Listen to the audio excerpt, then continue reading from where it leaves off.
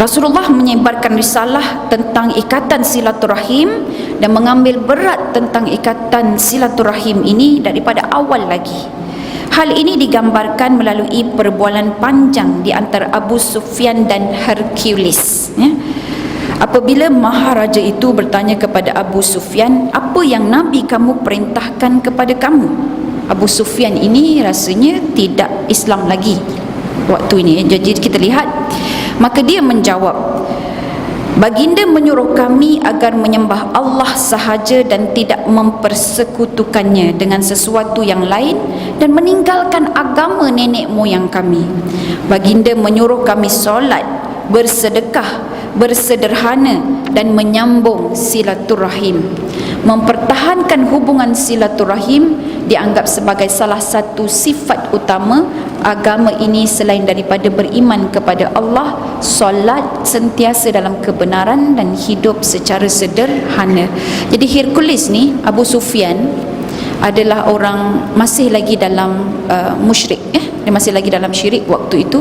Dia pergi berjumpa dengan Hercules. Jadi Hercules tu untuk mendapatkan sokongan. Dia orang jumpa orang Rom, Parsi, jadi kekuatan-kekuatan yang lain. Ialah contoh macam negara kita ni, kekuatan sebelah negara Thailand kan, jadi dia jumpa dengan negara sebelah ni supaya menyokong dia dan menentang Nabi Muhammad sallallahu alaihi wasallam. Jadi dia orang pun tanya, apa yang Nabi awak tu suruh? Ya, Nabi awak tu suruh apa? Bila disebut, tengok semua benda-benda yang baik, tuan-tuan dan puan. Benda yang baik-baik. Tak kepelik?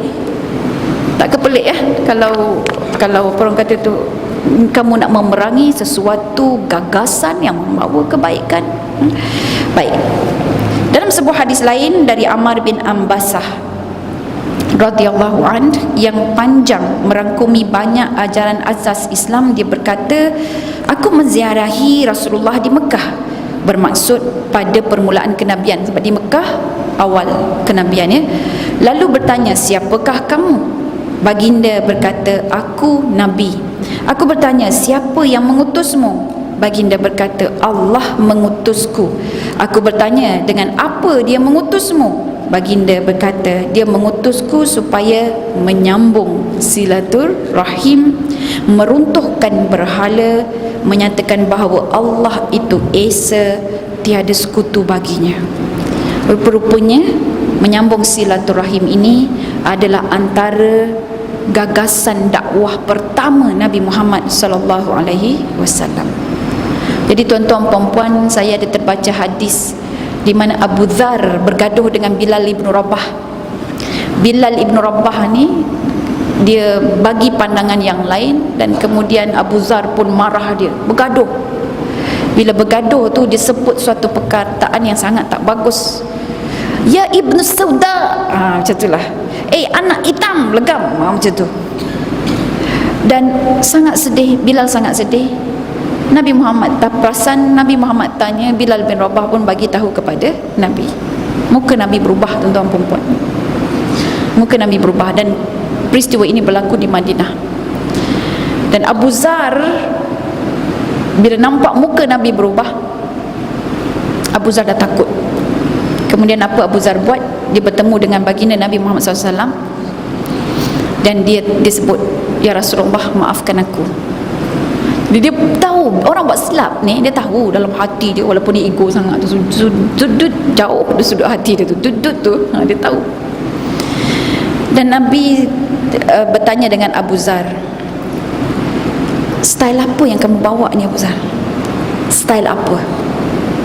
Maksudnya bila kita marah, kita hina dia, kita maki dia, seolah-olah macam memisahkan dia. Ibnu Sauda ni macam kamu, dia memperingatkan kamu ni latar belakang siapa, macam itulah. Sedangkan mereka telah dipersaudarakan sebagai orang-orang Islam. Dan Nabi sebut, Abu Dzar, dalam diri kamu masih ada lagi nafas-nafas jahiliyah. Dalam diri kamu ada nafas-nafas jahiliyah. Jadi silaturahim ini rupa-rupanya adalah satu senjata yang dibawa oleh baginda Nabi Muhammad sallallahu alaihi wasallam untuk menghapuskan jahiliyah. Kalau kita putuskan silaturahim, tuan-tuan puan-puan, kita sedang menghidupkan Swiss jahiliah. Kita akan bertentang dengan Nabi Muhammad sallallahu alaihi wasallam.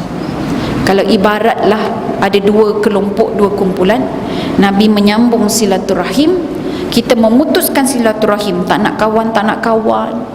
Lepas tu bila ada adik-beradik kita yang kawan dengan dia pun jangan kawan dengan adik-beradik itu. Dia jadi macam gangster, tuan-tuan dan puan. Hasut ataupun cakap dengan cara yang baik dan halus, kata supaya dia nampak kebenaran. Tak tahu apa yang kebenaran dia, kebenaran dari Allah je. Nampak kebenaran, saya nak ingatkan dia je supaya dia nampak tu kebenaran tu. Jadi dia pun tinggallah saudara ni seorang, dia pun masuk kemari. Akhirnya dia kata, mana-mana tu jangan, saya tak akan berurusan dengan siapa yang berurusan dengan Kak Long contohnya. Jadi yang Kak Ngah lah tu apa semua satu kumpulan. Yang ini Kak Long mungkin dengan Ucu lah, dengan Pak Tam, semua satu kumpulan. Dah je jadi dua kumpulan dah. Dua kumpulan tuan-tuan puan-puan. Agak-agak tengok mana yang Nabi duduk, mana yang syaitan duduk, mana yang Islam duduk, mana yang jahiliah duduk. Dan antara cara yang paling baik adalah kita sering sebut dan cakap dengan diri kita, cakap dengan suami kita. Kalau kita berhadapan dengan orang yang kita memang tak suka dah ni, kalau Nabi ada kat sini, Nabi suruh buat apa? Tanya kita tanya diri sendiri, kita akan dapat jawapan dia. Nabi suruh senyumlah walaupun mula-mula tu kelat, dengan belimbing lagi manis daripada senyuman kita. Senyumlah tuan-tuan perempuan, kerana kita sedang melawan dan menundukkan nafsu amarah kita. Kita sedang menghalakan nafsu kita untuk taat hanya kepada Allah Subhanahu wa taala. Sakit hati, telan aja. Wal kazimin al ghaiz, telan aja marah tersebut, telan aja keangkuhan itu, telan, jangan luahkan. Telan tu maksudnya kita kena sembunyikan. Dan ada dalam riwayat para sahabat ini, dia tidak tahu mana golongan munafik, sehinggalah Nabi Muhammad sallallahu alaihi wasallam memberitahu itu golongan munafik, yang ini golongan munafik. Apabila datang golongan munafik, tuan-tuan perempuan, tahu tak munafik ni? Luar tu sangat halus budi bicaranya, belakang itu senjata semua lima. Kalau ada tu 5 senjata semua berada di belakang. Anytime je akan backstab kita, ya. Dia tikam daripada belakang. Itu munafik. Dia menjadi musuh dalam selimut. Orang berperang di luar, dia berperang kat dalam. Dia jadi musuh dalam selimut.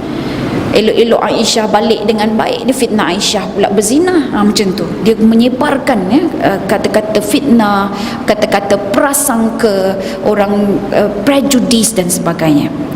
Jadi itu kerja-kerja munafik. Dan mereka ni sebenarnya tuan-tuan perempuan tak tahu pun kadang-kadang mereka tu munafik. Sebab tu kita kena muhasabah. Dia tak ada sebut pun sahaja aku jadi munafik, tidak ada. Benda tu adalah penyakit hati, ya, yang kita sebab tu kena selalu bersihkan, kena tengok balik. Takut-takut ada pula disease munafik ini hinggap dalam diri kita atau hati kita. Sindrom munafik ini ada. Jadi sindrom munafik ini tuan-tuan perempuan, sahabat sebut mereka tetap menghulurkan senyum kepada orang-orang munafik walaupun dalam hati penuh makian terhadap mereka. Makian tu kat mana? Dalam hati je. Ni para sahabat bagi tahu. Kalau boleh nak bunuh aja munafik ni. Tapi bukan itu yang Allah suruh. Allah tak bagi, sebab orang ini dia berselimut dengan selimut kebenaran, tapi dalamnya itu Masya Allah kebatilan, kejahatan yang amat dahsyat. Dan kita ini perlu mengadili atau menghakimi ikut apa yang dia pamerkan. Jangan korek itu kerja Allah, bukan kerja kita. La tahasadu wa la tajassasu, kan?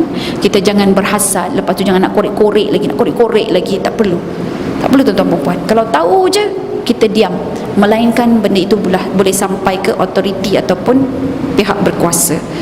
Yang ini tuan-tuan perempuan saya belajar waktu saya jadi prinsipal dulu. Dia jadi prinsipal, kita ada jawatan, kita ada kekuasaan. Jadi kita tengok kemungkaran tu nak buat macam mana. Kemungkaran ni, mana satu yang kita nak jatuhkan hukuman, Mana satu yang kita nak nasihatkan saja. Huyo, susah tuan-tuan perempuan waktu tu. Ada kes perzinaan contohnya. Kes perzinaan ini seorang pelajar ni datang, dia bagi tahu, "Ustazah, saya tertengok telefon kawan saya tu. Ya Allah, ada gambar dia Ustazah dengan boyfriend dia. Ni gambar dia ni."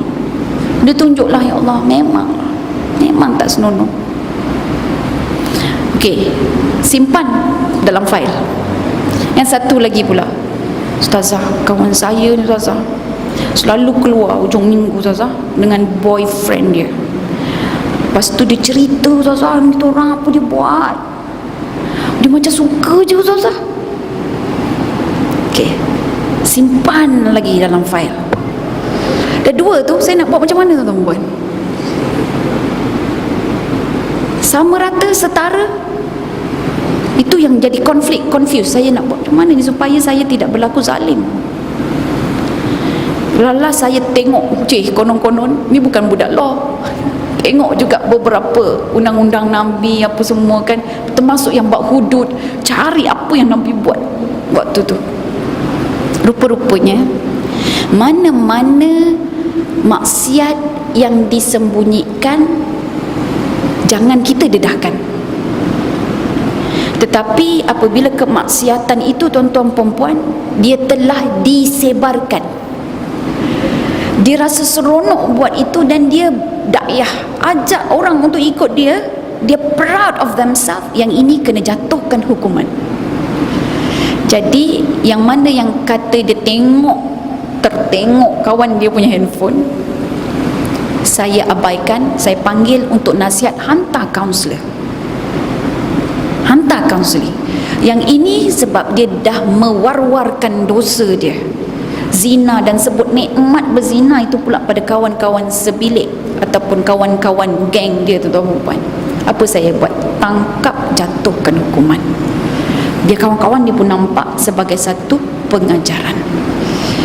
Jadi yang itulah nak kita sebutkan berkenaan dengan hak sesama manusia tu, nak jaga juga tu kan benda-benda itu. Begitulah kita, jangan kita mencari mengorek keburukan orang lain ya. Bukan bermakna kita ni tidak mencegah kemungkaran, sebab kerana di sana ada juga satu keadaan zaman pemerintahan Umar kan dia suka berjalan waktu malam. Dia suka melihat apa keperluan masyarakat.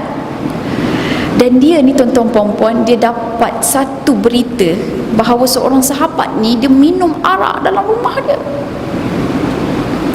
Dan kemudiannya dia panjat rumah sahabat itu, saya baca, dan dia tangkap sahabat tu. Dan sahabat itu mengeluarkan hadis yang kenapa kamu spy.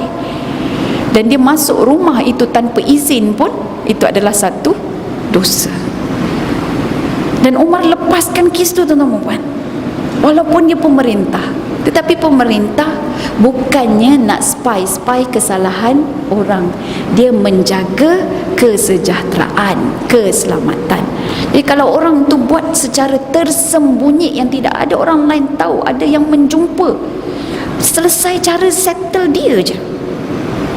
Selesai cara settle dia. Kita selalu apa? Settle luar balai lah, macam tu kan. Kita settle luar je. Jangan tiba-tiba peguam lagi apa semua. Cerita pasal tanah tuan-tuan perempuan, panggil peguam. Saya ada kes yang sama. Ayah saya punya tanda tangan ditiru tuan-tuan perempuan. Ayah saya punya tanda tangan tiru. Saya ini peniru tegar tanda tangan ayah saya. Jadi saya tahu mana satu tanda tangan ayah saya, mana satu tanda tangan bukan ayah saya. Jadi bila pegawai itu tunjuk, dia kata ini tanda tangan ayah awak. Saya kata bukan.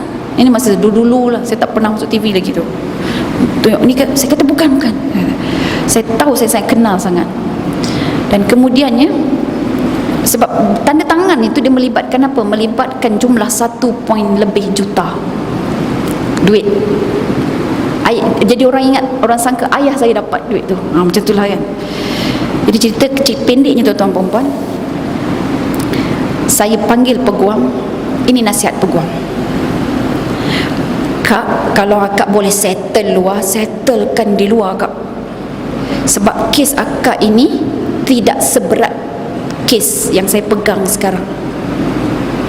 Tarikh tanda tangan itu dengan tarikh ayah akak sekarang ni. Ayah akak masih hidup lagi.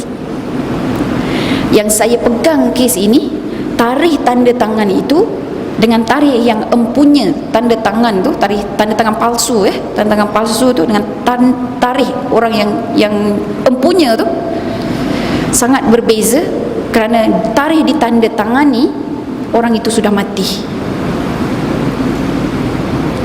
Yang itu pun tuan-tuan perempuan 5 tahun di mahkamah tak settle lagi. Kak, kalau boleh settle luar, settle luar. Tapi kita tuan-tuan perempuan hari ini kita pergi ke mahkamah charge dakwa sebab kita nak menang. Bukan kita nak kebenaran sangat. Kita nak tunjuk pada muka kau, kita nak tunjukkan betapa kekuatan kekuasaan. Begitulah kan. See you in court. Macam tu kan. I charge you. Macam tu lah. Lepas tu dia nak wawarkan semua betapa hebatnya dia dan sebagainya. Itu hari ini. Kalau dulu masing-masing nak mencari kebenaran. Dan waktu saya baca Saidina Umar meminta maaf pada sahabat tersebut kerana masuk ke dalam rumahnya itu tanpa izin, tuan-tuan perempuan. Saya waktu tu tak boleh nak compute. Masa tu saya baca remaja lagi. Saya baca memang tak boleh nak compute. Dia dah buat kesalahan, takkan nak dibiarkan. Macam tu dalam hati kita tu kan. Tak boleh. Tapi lama kelamaan rupanya kematangan tu dia lambat sikit lah. Jadi bila kita dah pegang jawatan, prinsipal dan sebagainya tu, baru kita nampak patutlah. Dengan kata lain tuan-tuan perempuan, sekiranya kaum kerabat kita buat sesuatu yang kita boleh identify sebagai najis, ya, kekotoran ataupun dosa, maksiat, benda itu najis, jangan cuci dengan air najis juga. Kita nak bersihkan, kita kutuk dia.